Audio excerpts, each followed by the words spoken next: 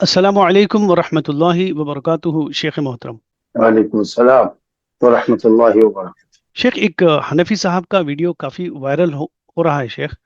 जो subject discuss कर रहे हैं वो कि अल्लाह कहाँ पर है। अब इस सब्जेक्ट को डिस्कस करते हुए शेख उन्होंने आयत पढ़ी सुम्मा इस्तवा अलल अर्श, और कहा कि हाँ, ये आयत से साबित होता है कि अल्लाह अर्श पर है, लेकिन ये कहाँ से साबित होता है कि अल्लाह ज़मीन पर नहीं है। ये इन्होंने कहा। फिर उन्होंने कहा कि अगर ये आयत का मतलब आप ऐसे करोगे कि अल्लाह सिर्फ अर्श पर है, तो सूरह अनआम की आयत नंबर 3 जो है उसकी खिलाफ वर्जी होगी, जिसमें अल्लाह ने कहा कि वही है अल्लाह ज़मीनों में और आसमानों में। ये सब्जेक्ट को डिस्कस करते हुए उन्होंने काफ़ी कोशिश की है वलियादु बिल्लाह ये प्रूफ करने की कि अल्लाह हर जगह है। और एक लाइफ टाइम चैलेंज इन्होंने दिया है कि ये प्रूफ कर कर बताइए कि अल्लाह ज़मीन पर नहीं है। तो शेख साहब, हम आपसे गुजारिश कर रहे हैं कि इस सिलसिले में शरीयत का क्या मौक़िफ़ है से, और अहले सुन्नत वल जमात का क्या अकीदा है, ये आप हमारे लिए बराह करम वाज़ेह करें शेख। जज़ाकल्लाहु खैरन।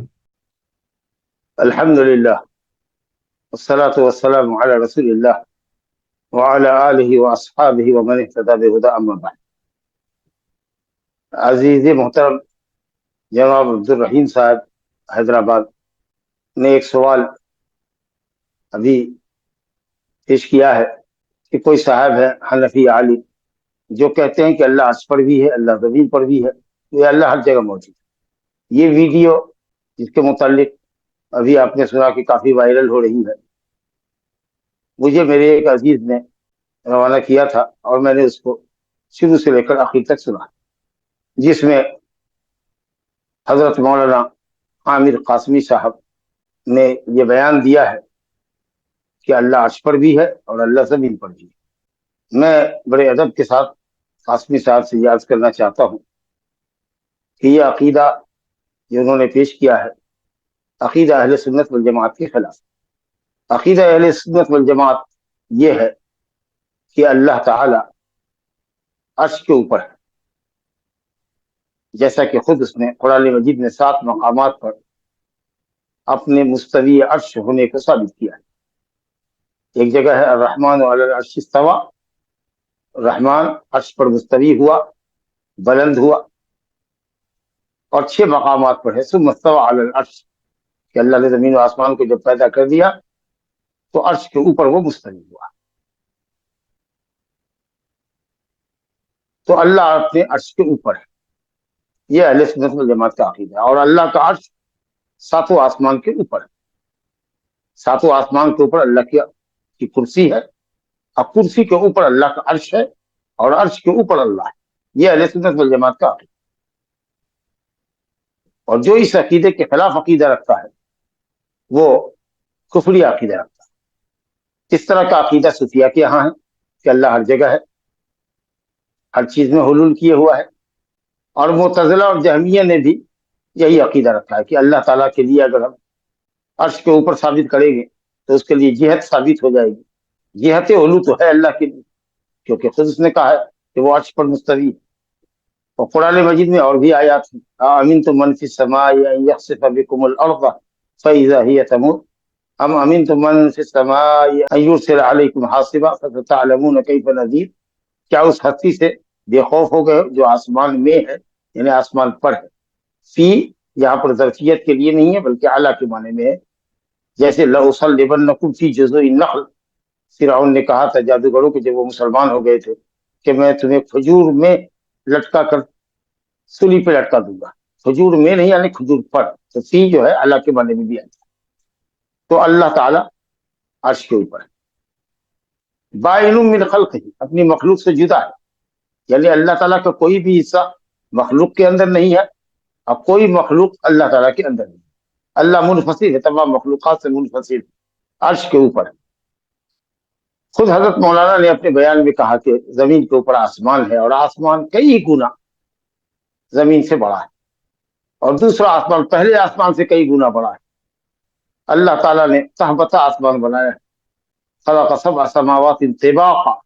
तिबाक़ के माने के अंदर होता है कि हर ऊपर वाली चीज नीचे वाली चीज को ढके हुई, और जो चीज ढकती है वो बड़ी होती है नीचे के बर्तन के मुकाबले में, नीचे की शय के मुकाबले में ढकने वाली चीज बड़ी होती है। गोया कि پہلا آسمان زمین سے بہت بڑا ہے اور دوسرا آسمان پہلے آسمان سے بہت بڑا ہے، اور اس طریقے سے ساتواں آسمان وہ سب تمام آسمانوں پہ بڑا ہے قبہ کی طریقے سے، اور اس کے اوپر مولانا نے خود بھی کہا ہے الحمدللہ، مولانا عامر قاسمی صاحب نے، کہ اس کے اوپر اللہ تعالیٰ کی کرسی، اور کرسی کے تعلق سے اللہ کا ارشاد ہے آیت الکرسی میں، آیت نمبر 225 سورہ بقرہ میں، وسع کرسیہ السماوات والارض، اللہ تعالیٰ کی کرسی آسمان اور زمین کو اپنے گھیرے میں لیے، وہ پوری کائنات اللہ کی کرسی کے نیچے۔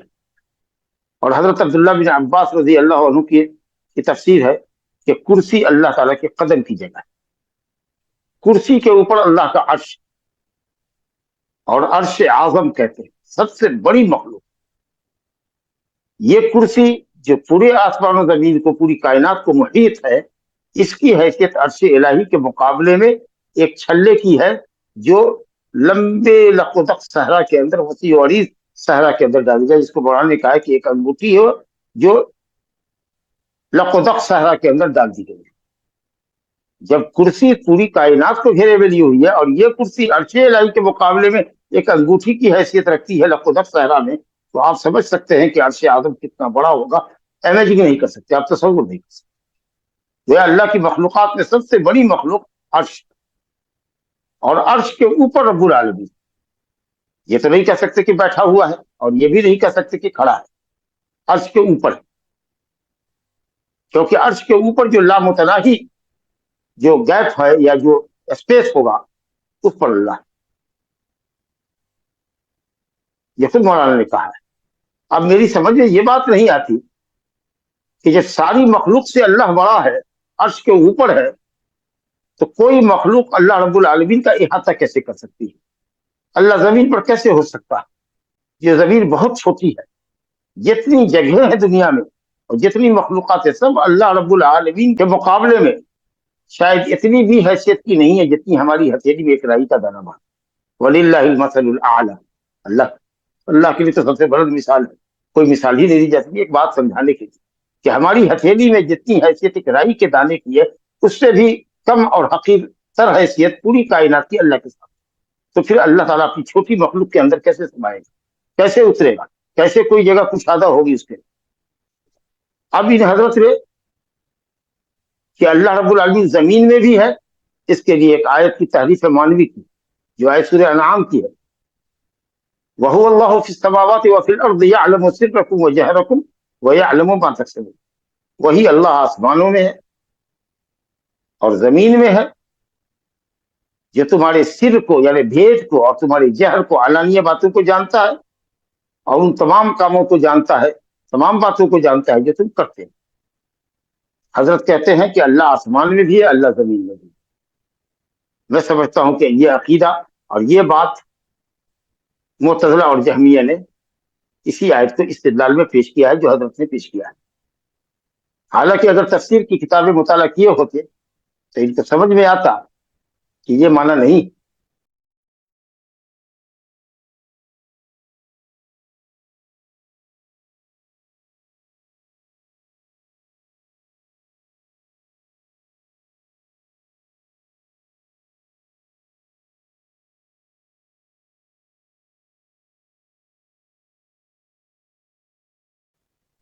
اللہ کا معنی کیا ہے؟ معبود، ذو الالوہیت علی خلقہ اجمعین، جو اپنی تمام مخلوقات کی عبادت کا مستحق ہے، تنہا ذات ہے۔ وہی آسمان والوں کا بھی اللہ ہے، وہی زمین والوں کا بھی اللہ ہے۔ ایسا نہیں کہ آسمان کا اللہ کوئی دوسرا ہے، کائنات اور زمین کے اندر کوئی دوسرا معبود ہے برحق۔ زمین والوں کا معبود ہے برحق، آسمان والوں کا معبود ہے برحق، تمام مخلوقات کی عبادت کا مستحق صرف اللہ ہے۔ یہ سب سے صحیح معنی ہے، اور اس معنی کی تائید خود قرآن کی آیت سے ہوتی ہے، جو سورہ زخرف آیت نمبر 84 میں ہے غالباً، وَهُوَ الَّذِي فِي السَّمَاءِ إِلَٰهٌ وَفِي الْأَرْضِ إِلَٰهٌ، وہی ذات ہے جو آسمان میں بھی معبود ہے، زمین میں بھی معبود ہے۔ کس قدر واضح آیت ہے جو سورہ انعام کی آیت نمبر 3 وَهُوَ اللَّهُ فِي السَّمَاوَاتِ وَفِي الْأَرْضِ کی وضاحت کرتی ہے کہ پوری کائنات میں اللہ ہی اکیلا معبود ہے، آسمان میں بھی وہی معبود، زمین میں بھی وہی۔ دوسرے بعض مفسرین نے کہا ہے کہ یعلم سرکم و جہرکم کا تعلق ہے آیت کے پہلے ٹکڑے سے، کہ اللہ आसमान और जमीन में तुम्हारे भेदों को जानता है। तुम आसमान में रहो कि जमीन में रहो, तुम्हारे भेद को, तुम्हारे जहर को, तुम्हारी खुफिया बातों को, तुम्हारी अलानिया बातों को अल्लाह रब्बुल आलमीन जानता है। और तीसरा माना जो इमामुल मुफस्सिरीन अल्लामा इब्न जरीर तबरी ने कहा है कि वह अल्लाहु फिस समावात, वक्फे ताम करो, और उसके बाद जो आयत का टुकड़ा है उसको आखिरी टुकड़े से जोड़ो। अल्लाह आसमानों में है, यानी आसमान के ऊपर, अर्श के ऊपर है। वफिल अर्द यअलमु सिर्रकुम व जहरकुम व यअलमु मा तक्सबून, और जमीन में तुम्हारे सिर को और तुम्हारे सिर माने भेद, खुफिया राज को, और तुम्हारी अलानिया बातों को, और तुम्हारे तमाम करतूतों को अल्लाह जान रहा है। ये भी एक तफसीर। कहीं किसी सलफ ने यह तफसीर नहीं की कि अल्लाह अपने वजूद से जमीन में भी। अरे एक लौंडी, जाहिल लौंडी जो बकरियां चराती थी, जब उसका मालिक आया, एक ज्यादती उसने की थी, उसके घर पर एक तमाचा जोरदार रसीद किया था कि एक बकरी गुम हो गई थी, तो चाहा के साहब अपने जुल्म का कफारा अदा कर दे, लौंडी को आजाद कर दे। तो नबी साहब ने उसके इस्लाम की जांच की, कहा है लाओ लौंडी को। वो आई तो कहा कि ए लौंडी, ऐन अल्लाह, अल्लाह कहाँ है? जैसा कि अभी अब्दुल रहीम ने सवाल किया, अल्लाह कहाँ है? तो जाहिल बकरी की चरवाहन ने कहा कि इस समा, आसमान में। आपने ये नहीं कहा कि नहीं, तुम क्यों आसमान जिहत उलू और अर्श के ऊपर साबित कर रही हो अल्लाह को? अल्लाह तो जमीन में भी है, ये तो आपने नहीं कहा। आपने इस जवाब तो सही दुरुस्त फरमाया। फिर पूछा कि मन आना, मैं कौन हूं? कहा अंत रसूलुल्लाह, आप अल्लाह के रसूल। कहा आपने उसके बालिक को आतिक था, इसको आजाद कर दो। फइन्नहा मुमिना, ये मोमिना है। आसमान में अल्लाह है, आसमान के ऊपर अल्लाह है, ये मोमिन होने की अलामत है। और जो कहता है अल्लाह जमीन पर भी है, वो मोमिन नहीं है। हजरत मौलाना ने कहा फिक़्ह अकबर इमाम अबू हनीफा रहमतुल्लाह अलैह की अकीदे के अंदर किताब है। चलिए मान लेते हैं कि ये उन्हीं की लिखी हुई है, शायद कोई और किताब इमाम अबू हनीफा रहमतुल्लाह अलैह ने तहरीर नहीं फरमाई, इस किताब को लोग कहते हैं उनकी तरफ मंसूब करते हैं। चलिए मान लेते हैं, काश के मौलाना ने फिक़्ह अकबर से कोई इबारत नकल की होती कि इमाम अबू हनीफा रहमतुल्लाह अलैह का क्या अकीदा है। इन्होंने मुल्ला अली कारी का हवाला दिया जिसने फिक़्ह अकबर की शरह लिखी है, जबकि ये खुद मुल्ला अली कारी अकीदे के बाद में, अस्मा व सिफात के बाद में मातुरीदी, मसले में हनफी, अकीदे में मातुरीदी। आप किसी मातुरीदी का कौल पेश करें, आप हजरत इमाम अबू हनीफा रहमतुल्लाह अलैह का कौल पेश कीजिए कि अबू हनीफा कहते हो कि अल्लाह जमीन में भी है। हजरत इमाम अबू यूसुफ का कौल पेश कीजिए, इमाम मोहम्मद का कौल पेश कीजिए। चलिए इमाम तहावी की अकीदे तहाविया को ही देख लीजिए, उन्होंने क्या कहा है। हजरत इमाम अबू हनीफा से पूछा गया कि अगर कोई ये कहे कि मैं नहीं जानता कि अल्लाह जमीन में है कि आसमान में है, तो कहा कि वो काफिर। कहा अगर वो ये कहता है कि अल्लाह अर्श पे है, लेकिन ये नहीं मालूम कि अर्श आसमानों के ऊपर है या जमीन में, कहा काफिर है।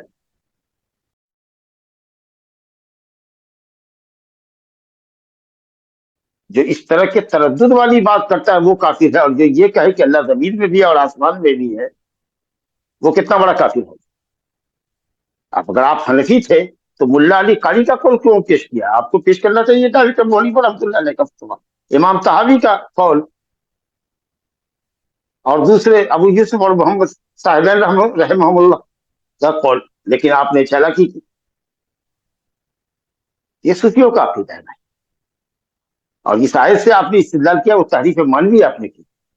लिहाजा अहले सुन्नत वल जमात का इत्तेफाक है कि अल्लाह अपनी जात से अर्श के ऊपर है, अपनी मखलूक से जुदा है, अपने इल्म के एतबार से, इहाते के एतबार से, कुदरत के एतबार से, अपने समो बसर के एतबार से अल्लाह हर जगह, हर चीज को देख रहा है, हर चीज पर मुत्तला है, हर बात को सुन रहा है।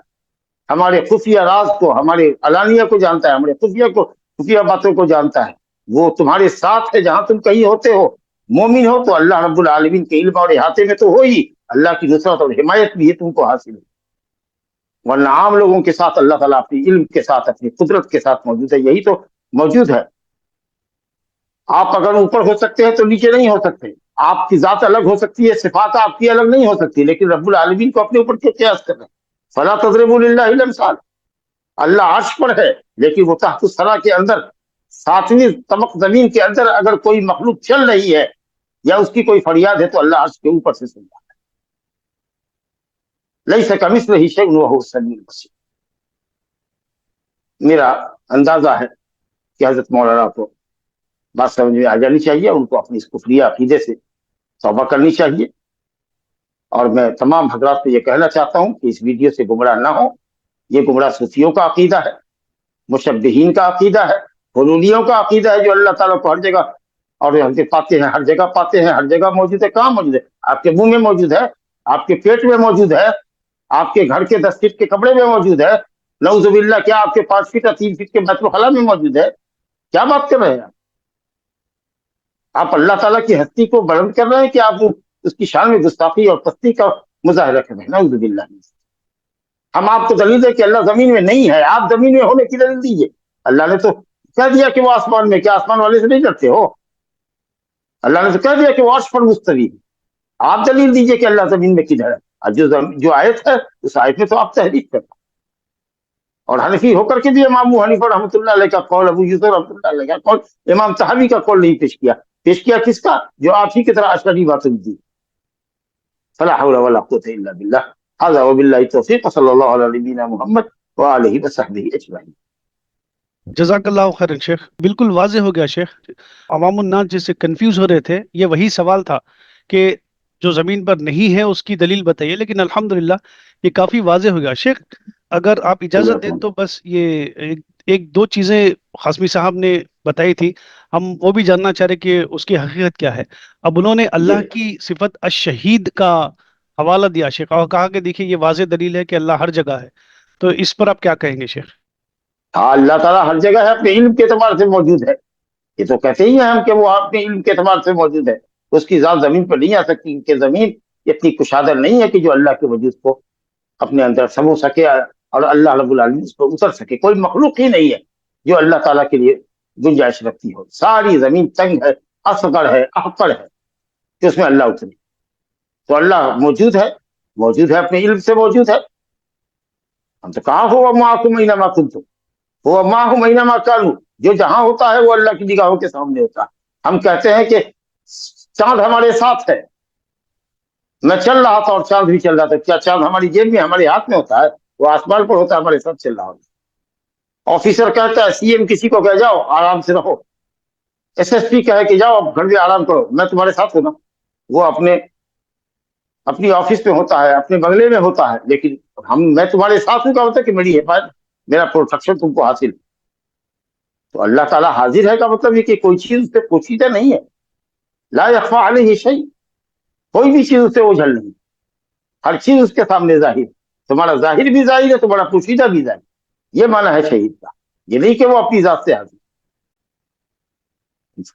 جی شیخ، جی ایک جزاک اللہ خیر، ایک چیز آپ نے بتائی شیخ درس میں، اور ہم عوام الناس کے لیے یہ ایک نیا ٹرم ہے شیخ.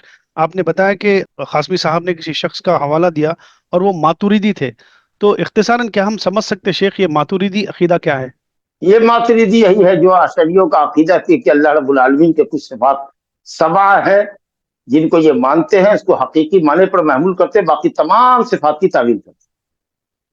تو اللہ تعالیٰ کے اسماء و صفات کی تعویل کرنے والے ماتریدی اشعری کہلاتے، اور اللہ تعالیٰ کی صفات کا انکار کرنے والے معتزلہ اور جہمیہ کہلاتے، اور اللہ تعالیٰ کی صفات کو اس کے حقیقی معنی پر محمول کرنے والے اور کیفیت کا علم اللہ کو سپرد کرنے والے اہل سنت والجماعت کہلاتے. جزاک اللہ خیرن شیخ. یہی ویڈیو کلپ میں شیخ عامر صاحب نے بتایا کہ یہ جو آیت ہے الرحمن علی العرش استوى، یہ متشابہات میں سے ہے. شیخ یہ بات کہاں تک سچ ہے شیخ؟ قاسمی صاحب نے ایک بات اور کہی کہ استوى علی العرش کی آیت، یہ اللہ تعالیٰ کی صفات کی آیت متشابہات میں سے.